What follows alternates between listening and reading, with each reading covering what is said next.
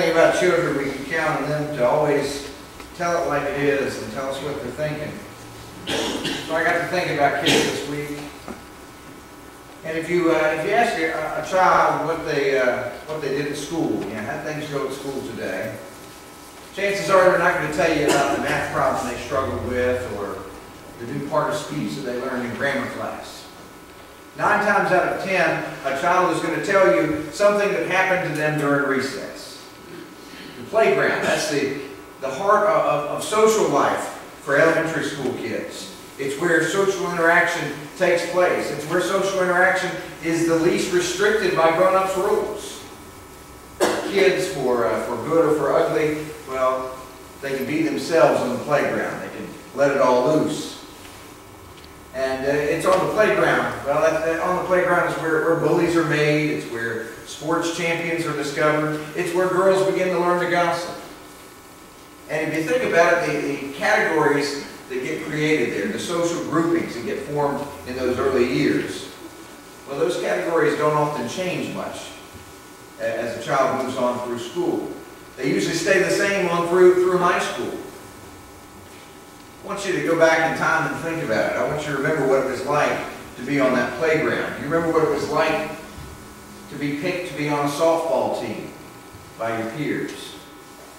You know, 2 team captains, they stand in front of all the students and they begin picking and choosing who's going to be on my team, who's going to be on theirs. Do you remember what that was like? There's always this handful of athletic kids that everybody wants on their team. A handful of kids that everybody fights over. In fact, it's a vicious competition to win the coin toss because, if you get to pick first, well, everybody knows who you're going to pick. You're going to pick the ones that everybody knows can run the fastest, can throw the ball the farthest. Everyone knows who you'll pick first. It's a no-brainer. And then after that, everybody gets sliced and diced and paired up according to their skills. Until finally you get down to the end of the line. You get down to that last group. The last group to be picked, they're always the same. They've been standing up against the fence all morning. They know they're not going to be picked anytime soon.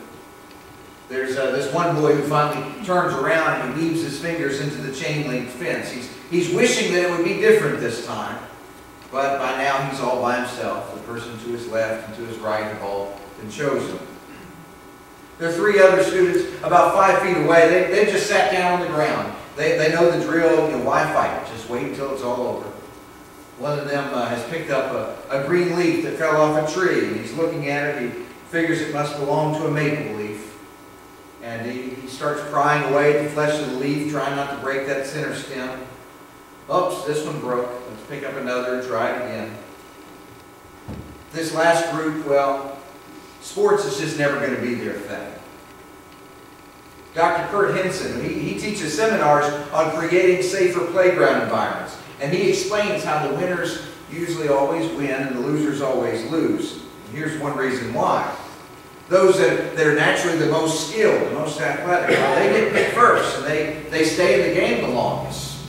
Those that are less skilled, well, they don't get as much practice time because they spend most of their time on the sidelines. They stay on the sidelines so their skills, they don't improve. Now, the divisions created on the playground, they seem to really stick. They don't often change. So those same kids who in elementary school were picked last, well, they're the same kids that are going to run together in middle school when they run the mile. Those same girls and boys that were picked first, well, they're going to be elected homecoming king and queen.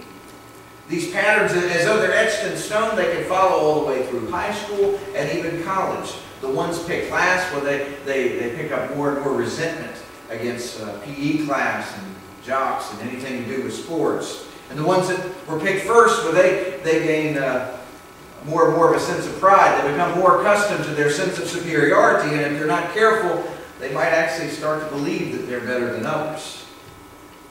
I'd be interested to see a statistic on who was who in high school and how they relate now that they're adults. I bet we'd be startled at how things still haven't changed. You know, the same ones that are at the top are looking down their noses at the same ones who walk around pretending like it doesn't even bother them. Those bullies in school, well, they grow up to find jobs for themselves where they can boss people around. The ones picked last have all found a cubicle where they can go and hide and ignore the game that's going on around them. You know, call it the pecking order, call it social Darwinism, call it the facts of life, but the more things change, the more they stay the same. Can we imagine a world that operates differently? Do we even want to? Is it even desirable to change the rules of this game that we've become so accustomed to, this game that we call life? Even in the land of the free, is equality really even a concept that we can stomach? Our society, our economy, it's all based on competition, survival of the fittest, right? What would we call someone who tried to teach us otherwise? Would we listen to them, or would we just slap a label on them and dismiss them? Well, let me tell you a story. This story comes from the Bible. It's from Matthew chapter 20, verses 1 through 16. In Scripture we read from the words of Jesus, "For the kingdom of heaven is like a landowner who went out early in the morning to hire men to work in his vineyard. He agreed to pay them a denarius for the day and sent them into his vineyard. About the third hour, he went out and saw others standing in the marketplace doing nothing. He told them, 'You also go and work in my vineyard, and I'll pay you whatever is right.' So they went. He went out again about the 6th hour and the 9th hour and did the same thing. About the 11th hour, only one more hour left to work. About the 11th hour, he went out and found still others standing around. He asked them, 'Why have you been standing here all day doing nothing?' 'Because no one has hired us,' they answered. He said to them, 'You go and work in my vineyard.'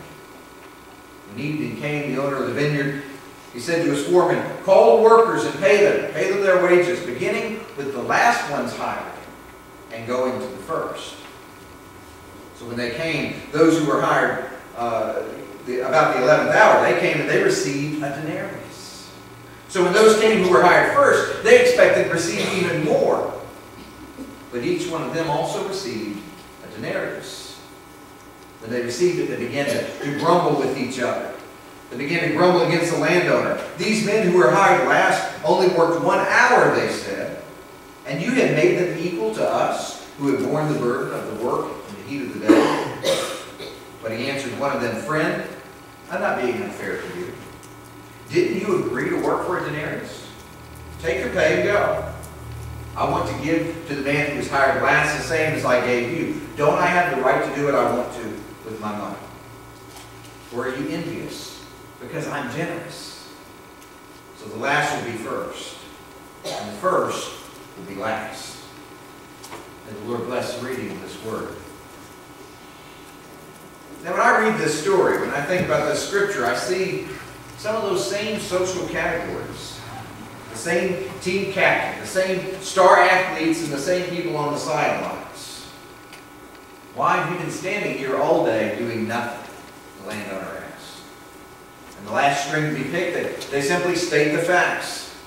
"Because no one's hired us. No one picked us." And I get the feeling as I read this scripture that this is not the first time that they've been in this situation. It's not the first time they've been left holding the bag. This has become a daily occurrence. The same workers get picked first, and they get stuck out there all alone. Lucky to get to work at all, while their families are suffering back at home. It represents a slice of class distinction, even among those within the same working class. Now, when you use terms like the haves and the have-nots, the rich and the poor, who are you talking about? What dollar figure do you attach to those categories? I bet if we went around this room and asked that question, we would all have different answers. If we went out and we asked that question across the United States, we'd get a different answer yet. And if we took our question global, we'd probably really be surprised. We'd really be surprised that there are people in this world that look at what we would consider to be the poorest in our nation, and they look at them with envy. They consider them part of the fortunate, the affluent. It's all relative. Who are the haves and who are the have-nots? Well, quite simply, the haves are the persons to our right, and the have-nots are the people to our left in the line. It's all relative. And within every rung of society, there is this same social slicing, division, classes. Jesus, he saw this with his very own eyes. He witnessed the inequality in every level. You see, Jesus, he was a friend to everyone. He hung out with everybody. He saw everything. He ate with the Pharisees, the Sadducees, the religious elite. He hung out with the wealthy, the crooked, with the tax collectors. He mingled among the poor, the lame, the crippled, the blind. He heard the growls of hungry stomachs. He saw the desperation in beggars' hands. But in each and every group that he got to know, he found the same thing. He witnessed the same thing: inequality, division, separation.